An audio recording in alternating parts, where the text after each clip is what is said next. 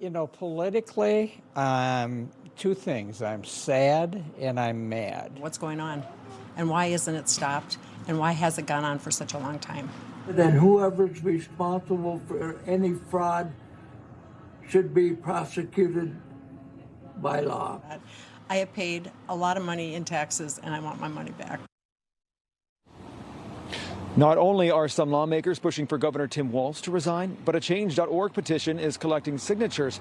So far, as of this morning, there were about 51,000 signatures. It cites economic concerns and major fraud cases.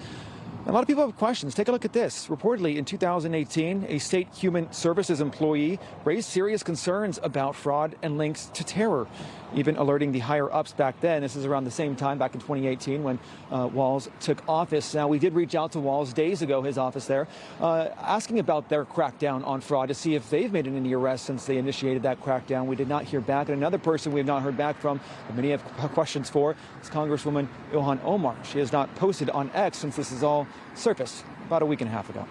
I'll send it back to you. All right, Joe, thank you very much. For more on this, let's bring in one of those GOP lawmakers from Minnesota who's calling on Governor Walz to resign. That is Marj Fogelman, is a Minnesota state representative. She joins us now. Representative, it's a pleasure to have you on American Agenda here on Newsmax. So just talk about it, your thoughts on everything that we've seen unfold, and more keeps coming to light as each passing day goes by. Thanks for having me here today. The fact that Governor Walz isn't saying anything is a little frustrating. He's supposed to be the leader of our state, and oversight shouldn't be political. It should be bipartisan, because this is affecting every Minnesotan, and they want to know where this money is going. Everyone is being harmed, and accountability shouldn't be controversial. Well, you know what's interesting is that you have a lot of people who are saying, oh, this is just targeting the Somali community. What do you respond with that? Again, I don't think that this fraud and waste and abuse that's going on isn't about any race. It's not about any political party.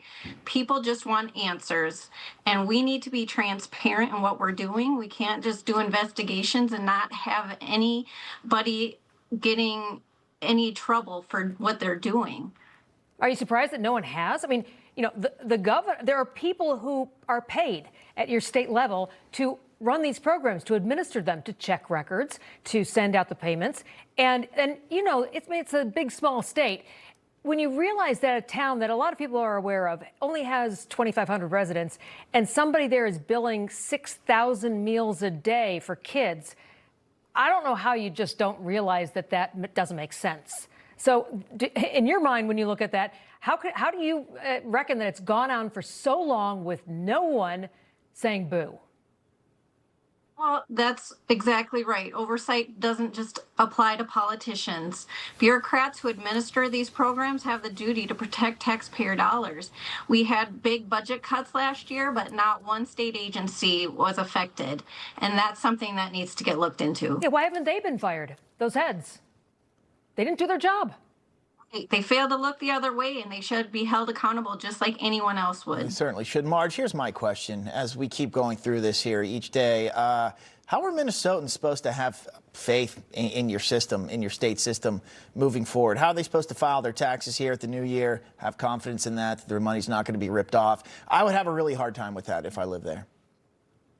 Minnesotans work hard for their money, and they pay their fair share, but they expect that money to be protected. When people see that our overtaxation combined with this fraud and waste, those people lose faith in the system.